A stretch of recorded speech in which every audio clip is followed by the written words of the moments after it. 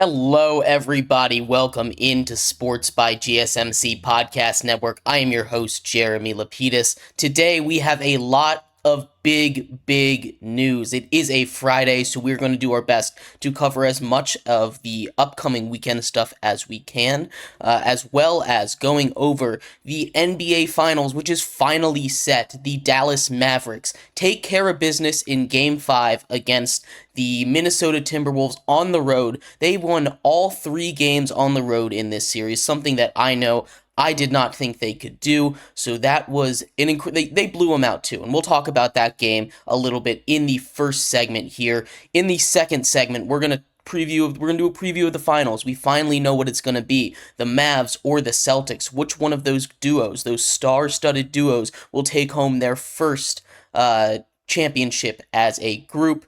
Who will emerge victorious? We'll go over that in the second segment. In the third segment, we'll take a look more at the Timberwolves and where they go from here. Their team gets a little bit expensive, and while they have a nice rising star in Anthony Edwards, some of the other contracts on there might be a little much, and we will take a look at exactly where they sit after making a deep run in the postseason.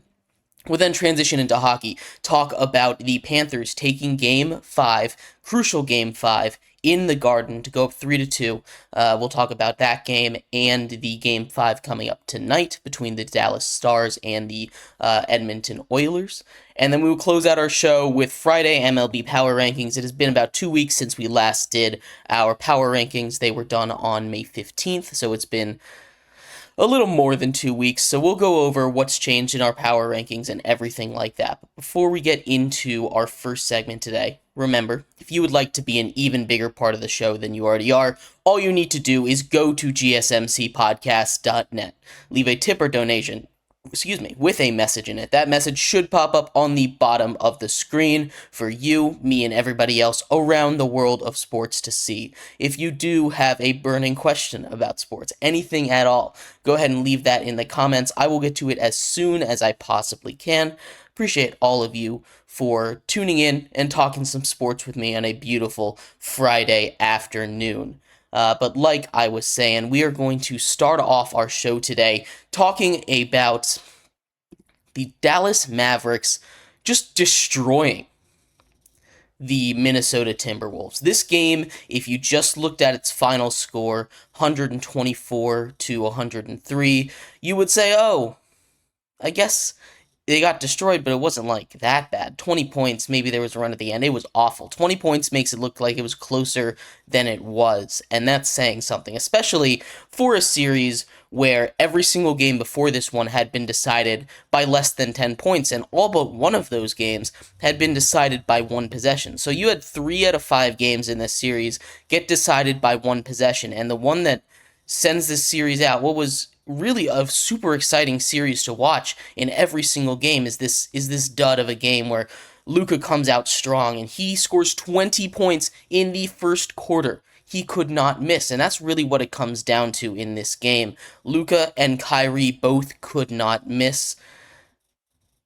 And for a Timberwolves defense that was probably the best in basketball, they did not have their best game. The entire Wolves team, they didn't come out with enough energy. It felt like they came out flat. It felt like they kind of realized the series was over. They had just come off a super hard-fought series against the Nuggets, and you have to think if that is something that affected them a little bit. I was going through it. I know we talked in the beginning when we were first previewing this series that the Timberwolves had won the season series, but I was looking at it and they had not played a single game against the Mavericks where both Luka and Kyrie played. So that is something else entirely. It's something that the Timberwolves hadn't seen with both of them on the court at the same time.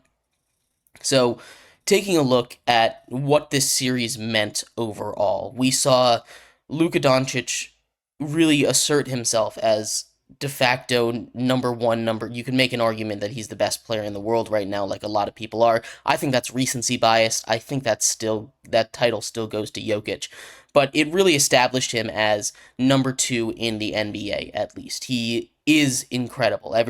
It shines, as ridiculous as it might sound to say, he was a little bit underrated beforehand. There wasn't the national spotlight on him of, oh, he is just unstoppable, which he is, and now he's finally getting that recognition for the Timberwolves in this game. Cat had a good game, which when we were talking about this game heading into it, that was, the big question. Hey, is Cat going to be able to have a good game? And he did. He had himself a very solid game, and so did Anthony Edwards. They both were pretty solid, pretty okay efficiency as well.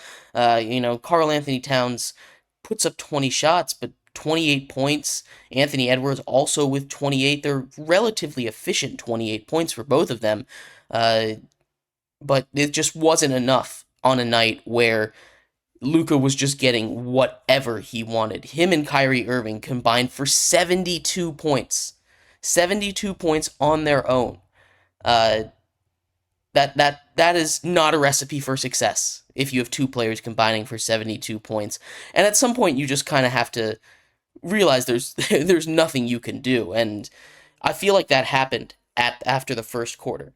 They saw Luka wasn't missing it, and really another thing in the middle of that third quarter, they went a stretch of I believe 4 or 5 minutes where they didn't score a single basket, and there were stretches where especially in that second half where the Mavs started to struggle a little bit on offense, but the Wolves were never able, and they weren't super long stretches, but it didn't matter how long or short those stretches were, the Wolves were never able to put together runs that, led to bigger, bigger scoring, an ability to come back, even when they were struggling a little bit down the stretch, which, a team that shoots 54% from the field as much as they can struggle, I guess. Minnesota was never able to apply that real comeback pressure. We saw them get into a similar situation in Game 7, and they were able to lock in and get efficient on offense against the defending champions in the Nuggets. But they couldn't have it. It seemed like they were just out of gas after that first quarter, and it's a shame. It's a disappointing way to go out in one of the most successful seasons in Timberwolves history. You have to. We're going to do a deeper dive into where the Timberwolves go from here. But looking at this season before we get into that, it's the first time they won a series since the Kevin Garnett era, which was 20 years ago. This was a very successful season for the Timberwolves overall, and we'll see if this is something that they can keep up into the future. But Mavericks destroy them, and it was not close at all. Yeah, and the big thing, the big thing is just the shooting.